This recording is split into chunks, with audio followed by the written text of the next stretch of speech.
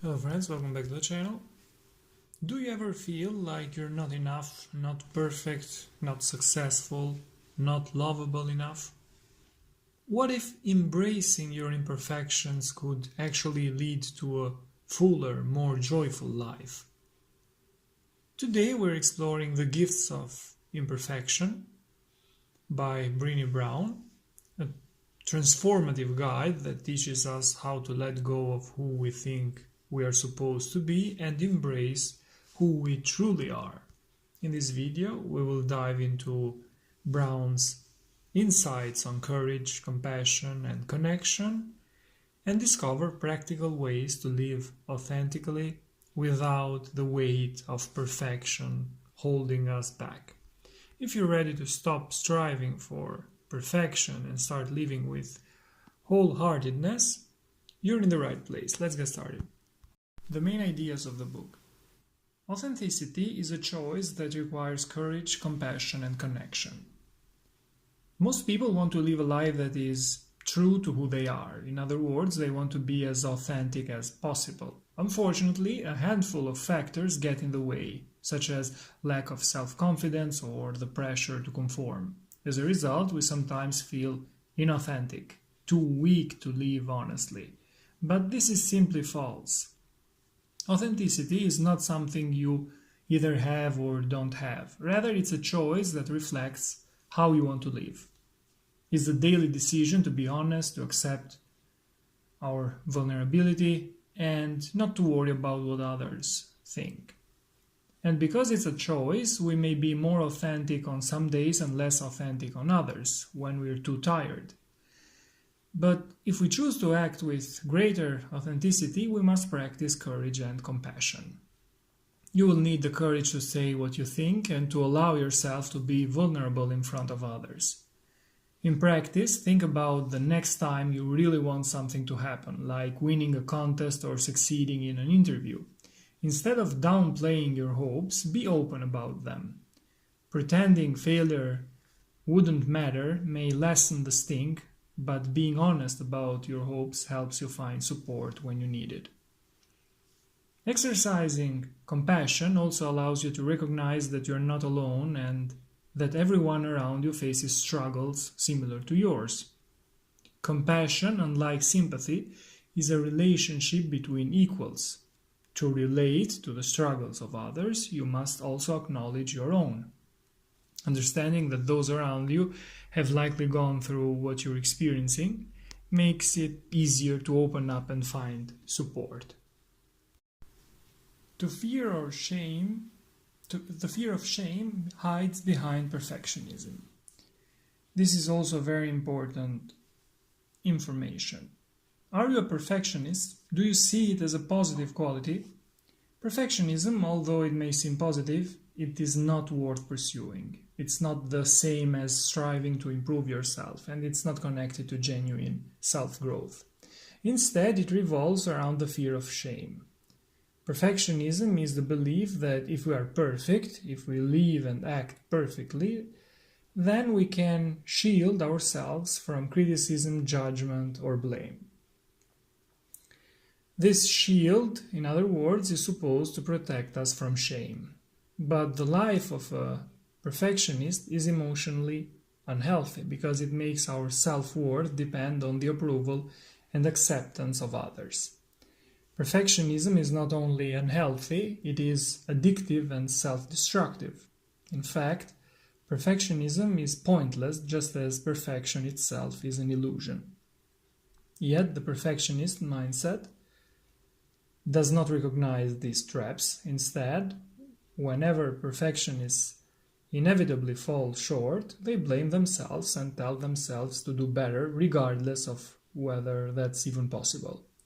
They become addicted to the idea of constant improvement. Perfectionism can also lead to life paralysis, the inability to put yourself out into the world for fear of imperfection.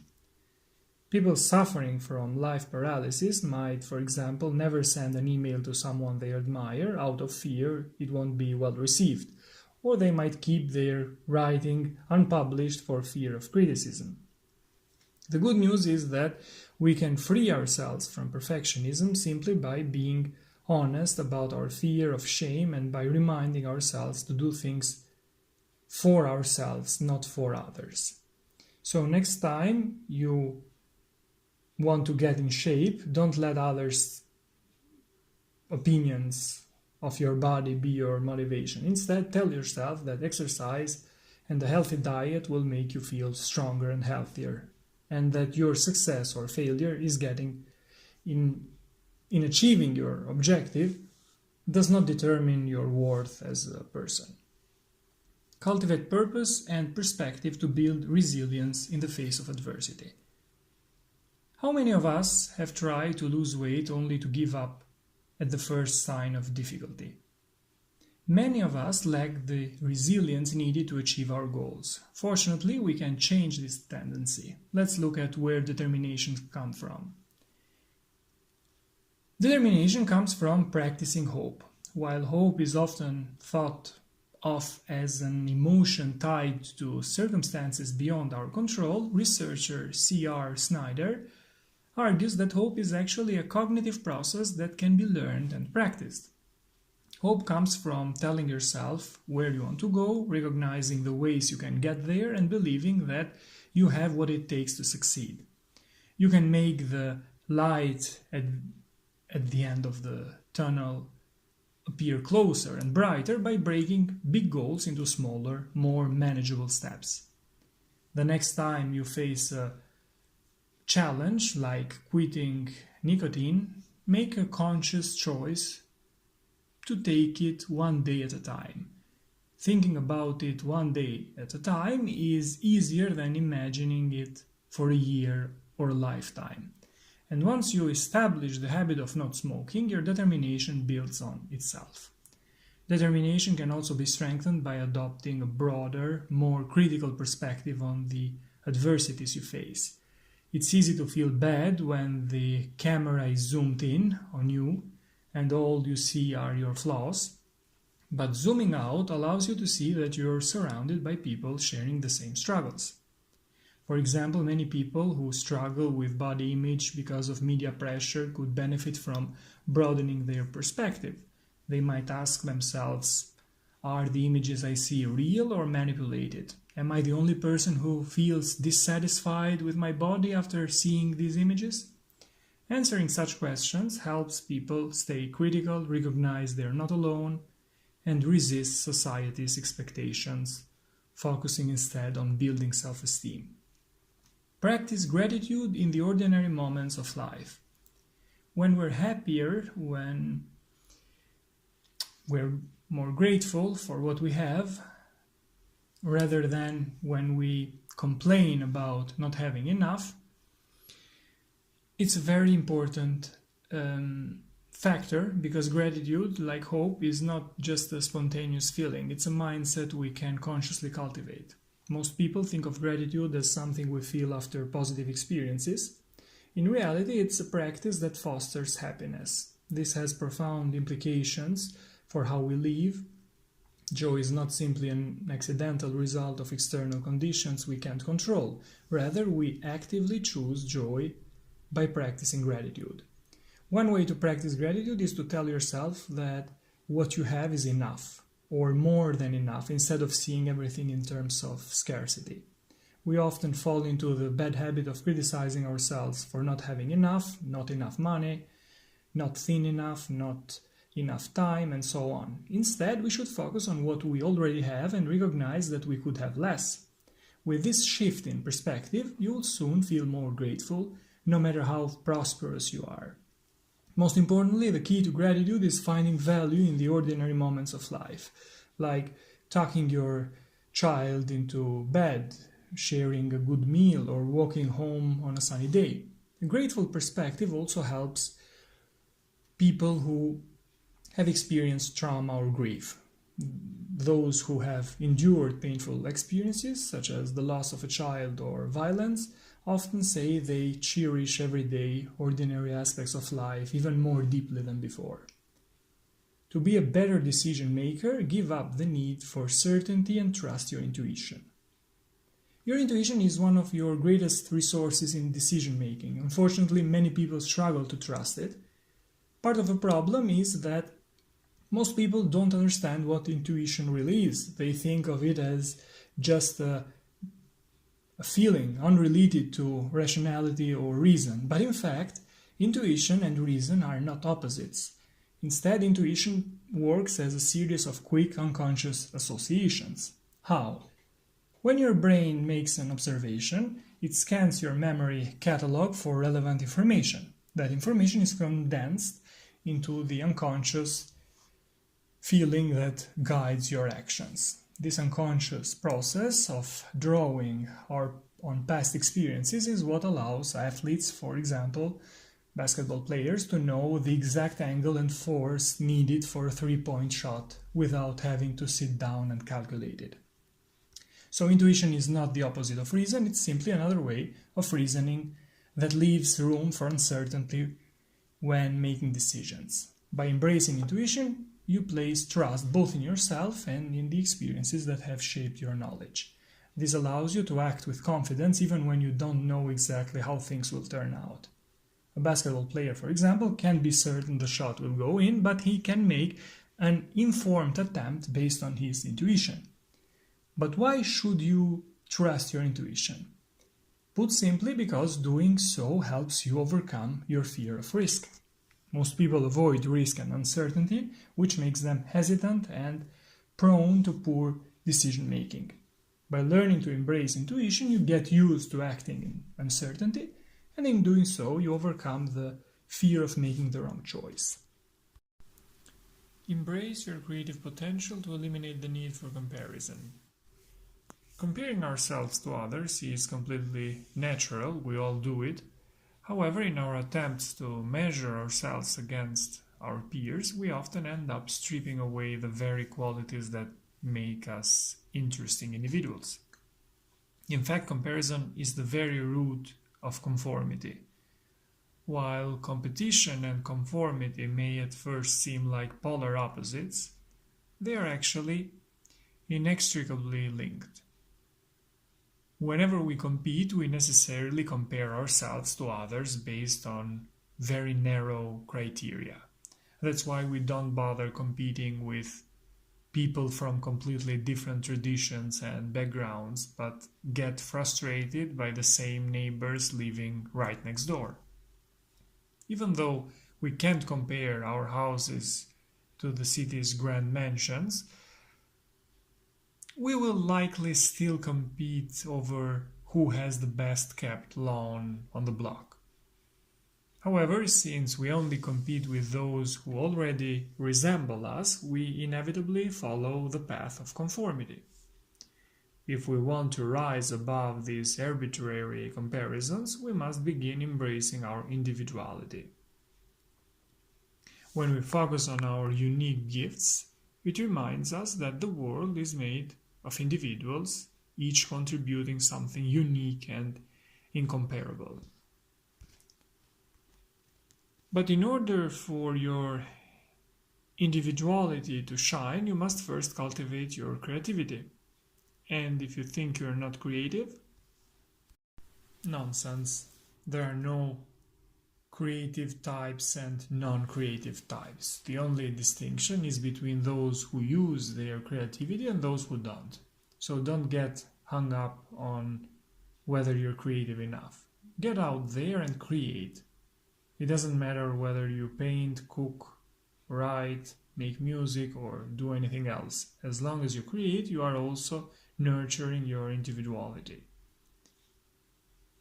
When it comes to your well-being, play and rest are just as important as work.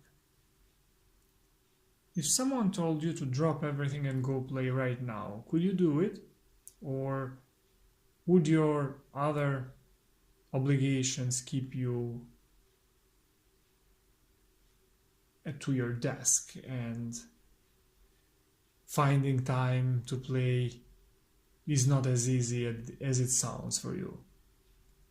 Our society has the bad habit of tying self-worth to productivity. As a result, we sacrifice things like rest, play, and our overall well-being whenever they seem to get in the way of work. When was the last time you told yourself to stay up just one more hour to get more work done, even though you could barely keep your eyes open? People tend to think of work and play as polar opposites. They assume that getting rid of one will give them more of the other. But in reality, the opposite of play is not work, it's depression. Humans, as research has confirmed, are biologically wired to engage in purposeless activity. In other words, play. Denying ourselves play is a great disservice. In fact, by increasing the amount of play and rest we allow ourselves, we can actually become more productive. Play brings excitement and novelty back into our work while also boosting empathy and creativity. One way to do this is to play with colleagues. For example, you could make it a tradition to play a friendly soccer match after work every Friday. Not only will the exercise and fun make you happier and healthier, but you'll also build stronger bonds with your colleagues and improve your teamwork. The same goes for rest. If you constantly push yourself to exhaustion, your work and your well-being will inevitably suffer. So listen to your body and its needs. Learn to manage anxiety rather than trying to eliminate it. Life in our fast-paced, stressful society generates a great deal of anxiety.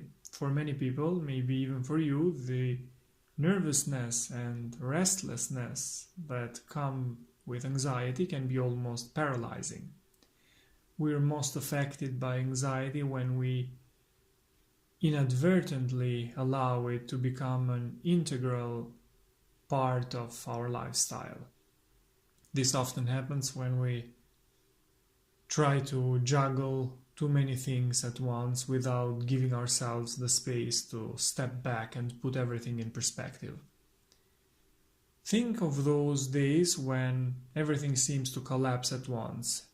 You need to plan a work project, figure out a dinner, pick up your child from school, finish writing holiday cards, all while trying to stick to your daily fitness routine. When we're constantly reminded of everything we need to handle in so little time, anxiety can become a constant part of life. But addressing anxiety doesn't mean getting rid of it or avoiding it. Rather, we simply need to be aware of it to prevent it from becoming a habit. The next time you feel anxious, try approaching it with a broader perspective. Breathe slowly and focus on the present moment rather than an uncertain future. And honestly, who cares if those cards arrive a few days later? By simply taking the time to think, recognize your anxiety, its source, and its ultimate importance. This way you transform it into something manageable rather than something that defines your life. Identify your gifts and talents that you can share with the world. How many times did your parents or teachers tell you to stop spending all your time drawing, singing, or playing and do some real work instead? Well, it's time to ignore that advice. We all have unique gifts and talents that belong only to us, and we should embrace them rather than dismiss them in favor of so-called real work. Some of us may be artistically gifted, others may excel in conversation, while others may have a talent for remembering statistics. These gifts and talents are not always the ones that pay the bills. However, by identifying the unique things we can share with the world and incorporating them into our lives, Even in small ways, we make our lives much more meaningful. So don't be afraid to pursue that hobby or activity you have always wanted to try, but perhaps you thought it would distract you from what you really need to do. You can weave your talents into everyday life. For example, if you work as an insurance broker by day, but love writing novels in your free time, don't downplay your talent by calling yourself an insurance broker who doubles in writing. Just because your passion is not what you spend most of your time on doesn't mean it's any less a part of your identity. Instead, tell people you're an insurance broker and writer. Last but not least, don't be afraid of not being cool. In this age of social media, the pressure to present ourselves as cool, carefree people living adventurous lives has never been stronger. But it is precisely this desire to be cool that keeps us isolated from others. We need to be connected to others, and the best way to do so is through singing, laughter, dancing. These three activities create emotional and spiritual connections with those around us, reminding us that we are not alone. In her book, Dancing in the Streets, A History of Collective Joy, Barbara Ehrenreich explains that throughout human history we have shown the need to share joy with others by engaging in collective ecstasy.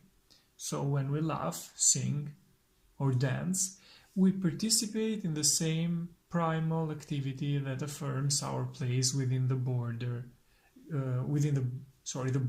human community. This is how she calls it. But all three activities require us to let go in some way. Let's admit it, we have all had that embarrassing moment when we laughed a little too loudly, sang a little too enthusiastically, or danced a little too wildly for someone's taste, and then felt the sting of humiliation when told to tone it down. Laughter, singing, and dancing demand a full-body vulnerability that few of us are willing to risk, so we confine them to the privacy of our homes or among close friends and family. We need to remind ourselves that it's okay to be uncool. It's part of the opportunity to foster connection with others. The only way to maintain this impression of coolness is by tearing down those deemed uncool, which comes at the expense of genuine connection. But by throwing caution to the wind and allowing ourselves to laugh, sing, and dance freely, we release the need to criticize others and open up the opportunity for true connection.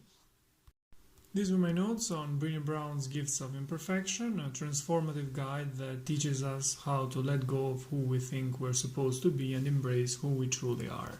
Thanks for watching. See you in the next videos. Take care.